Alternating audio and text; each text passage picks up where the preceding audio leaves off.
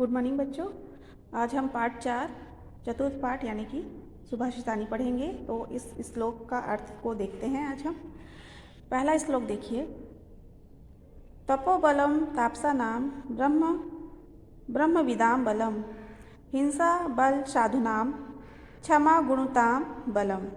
तो इसका अर्थ है तपस्या सन्यासियों का बल है, ब्रह्म यानी कि वेद ब्रह्म ज्ञानियों का बल है, हिंसा दुर्जनों का बल है और सज्जनों का बल क्षमा है। उसके बाद दूसरा वाला श्लोक देखिए। उद्योगे नास्ति दारिद्र्यम जप्तो नास्ति तापकम मौने च कलहो नास्ति नास्ति जागृते भयम। इसका अर्थ है परिश्रम करने पर निर्धनता नहीं है, जप करने से पाप नहीं है, मौन यानी कि चुपचाप में झगड़ा नहीं है तथा सतर्क रहने पर भय नहीं रहता है। उसके बाद तीसरा देखिए। विद्या विविदाय धनम मदाय शक्ति परेशान पर पीडनाय खलस्य साधो विपरीत मेदम ज्ञानाय दानाय च रक्षणाय। तो इसका अर्थ है दुष्ट की विद्या विवाद के लिए, धन मद के लिए और शक्ति दूसरों को दुख देने के लिए होती है, और इसके विपरीत सज्जनों की विद्या ज्ञान के लिए, धन दान के लिए और शक्ति दूसरों की रक्षा के लिए होती है। तो इसके बाद चौथा वाला देखिए।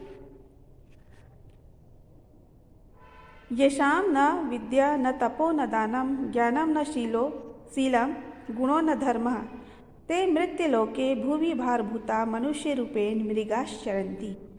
इसका अर्थ है जिसके पास न विद्या है, न तप है, न दान देता है, ज्ञान उत्तम चरित्र गुण और धर्म भी नहीं है, वे इस मृत्यु लोक की भूमि पर भार के समान मनुष्य के रूप में पशु के समान विचरण करते हैं।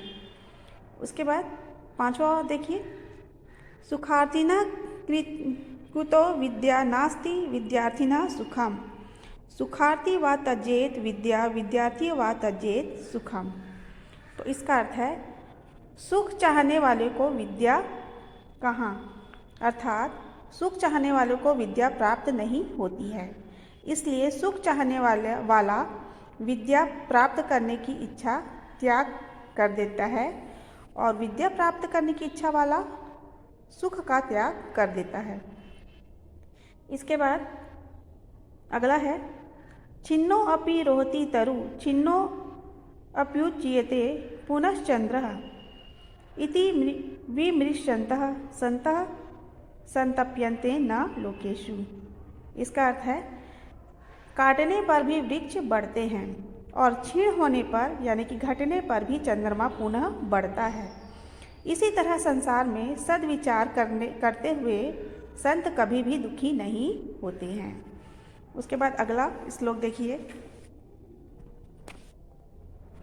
यथा चतुर्भिः कनकः परीक्ष्यन्ते निघर्षणं छेदनं तापताडने तथा चतुर्भिः पुरुषाः परीक्ष्यन्ते त्यागेन शीलेन गुणेन कर्मणा न सा सभा यत्र न सन्ति वृद्धा न ते वृद्धा ये न वदन्ति धर्मं नासो धर्मो यत्र न सत्यम अस्ति न तत् सत्यम यच्च लेनाभ्युपेतम। इसका अर्थ देखिए।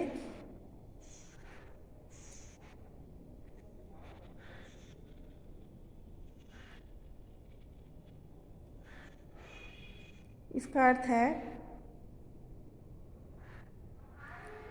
जिस तरह से घिसकर, काटकर, आग में तपाकर और पीटकर इन 4 विधियों से सोने का परीक्षण किया जाता है, ठीक उसी तरह त्याग, शील, गुण और कर्म इन 4 से पुरुष का भी परीक्षण किया जाता है।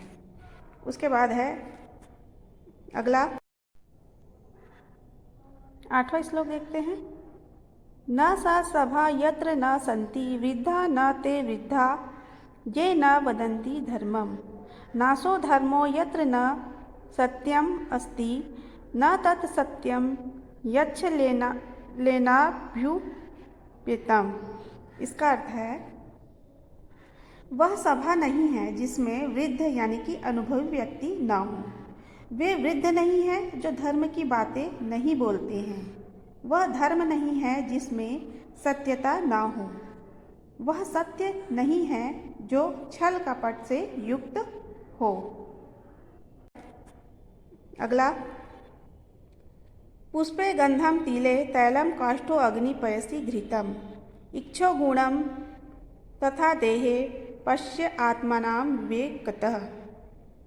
इसका अर्थ है, पुष्प में यानी कि फूल में सुगंध, तिल में तेल और लकड़ी में अग्नि, दूध में घी और ईख में यानी कि गन्ने में गुड़ की भांति ही शरीर में विवेक पूर्वक आत्मा को देखना चाहिए।